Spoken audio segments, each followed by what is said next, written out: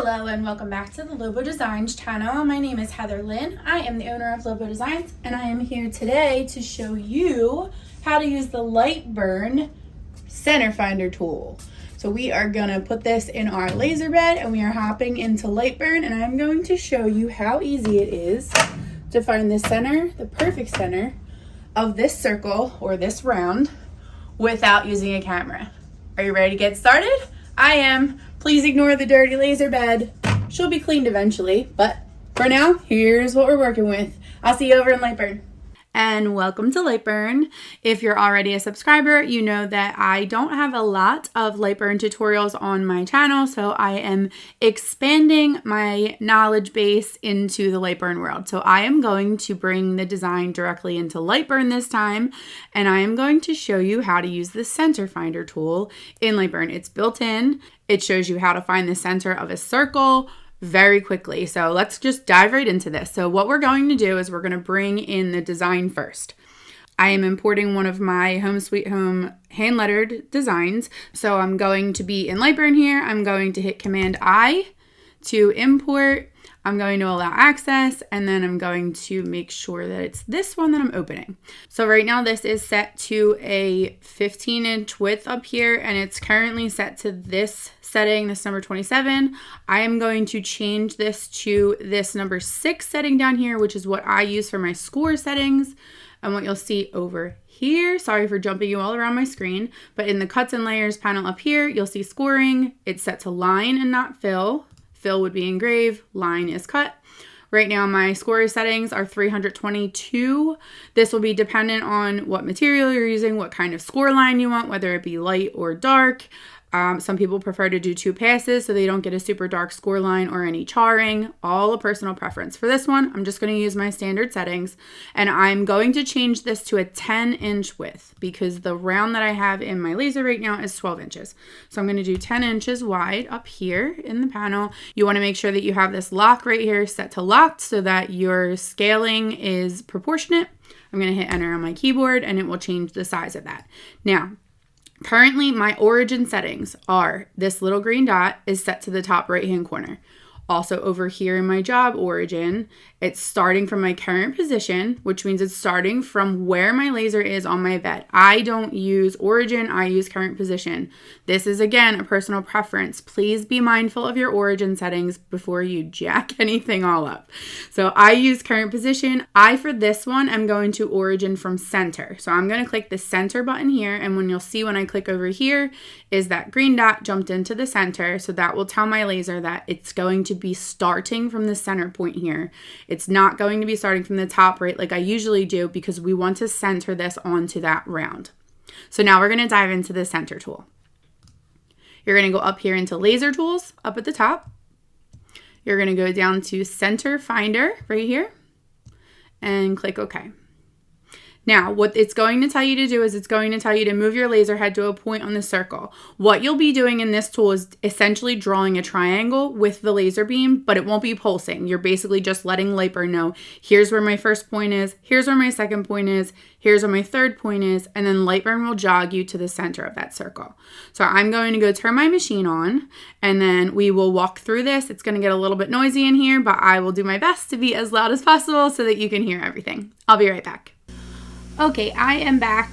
To be perfectly honest with my audience, LightBurn is testing my nerves today. This morning, I had to update to the new LightBurn 1.5 on my iMac. I can't resize this from the bottom. I don't know if any of you can see down here, but I can't resize this. I also can't resize it up here. So to save my sanity, we're gonna go into full screen mode up here, right there.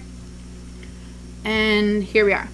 And then what I also noticed is during that update, it changed my device over to my Wi-Fi, which I don't use. So we're going to change that over to my Mirror 9. Mirror 9, there we go. And then I think we're good to go. So now we have this all set. We're going to go up into laser tools, center finder. It is going to tell you where to put the red dot first. So right now I'm going to go over to my laser keypad and I'm going to move my red dot to right here at the top center. You want it to be outside of the circle, but not too outside. So what I do is I put it right on the edge where the circle and the bed meet. So I'm going to go do that, and you'll see me do that on camera, and I'll be right back.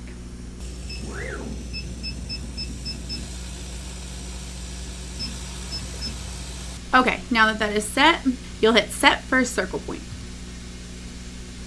Once that's set, it will say move laser head to a new point on the outside of the circle. Separation helps accuracy. We are going to, oh, and look, they spelled separation wrong there. That's interesting. Little things you notice. So I'm going to bottom left here. I'm going to go to the same spot. Like it says, you don't have to go to this exact spot, but I'm going to follow what it says here, and I'm just going to go somewhere right along this edge. And again, you'll see me do that on camera.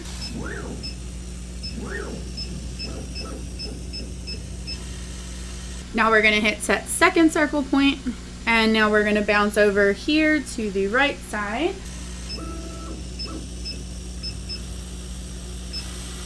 And you're going to set your third circle point. The next screen will give you your computed position along with your X and your Y axis coordinates. If you are setting this up for a jig or a special placement on your bed, note these coordinates down because you will be able to use them for future projects. After that, you can also select to add a guide circle to your project if you'd like to add a circle around this. We don't need that right now because we're just going to be using this for scoring purposes. So I'm just going to click jog to circle center, which you'll see on my screen will move the red dot directly to the center of the circle. So I'm going to click OK here. And what we can do from here is just score it. So I have my settings set. As I mentioned, I already did the focus step before we jogged to the center of this circle. Make sure you don't skip that step, or there's a possibility you may have a fire.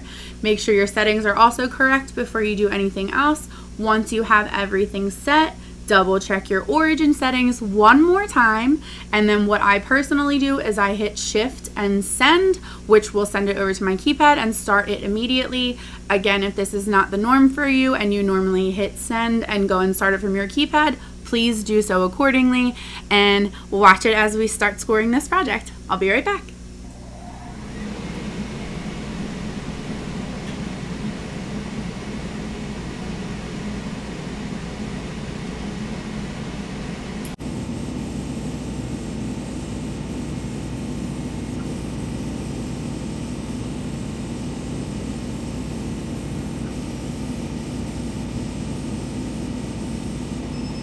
I am not loving how light that came out, so I'm going to run a second pass on this. I'm going to slow it down a little bit.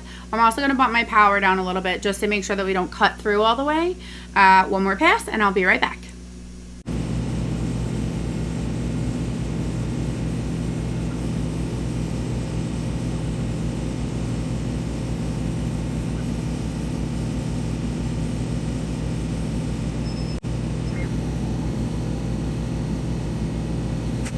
So that is the center finder, and I am going to spend this week running through a few more of the convenient LightBurn tools that I use when I'm working in LightBurn, which seems to be a little bit more and more these days. So the more I dive in, the more I seem to love it, and I will share every piece of my adventure with you along the way.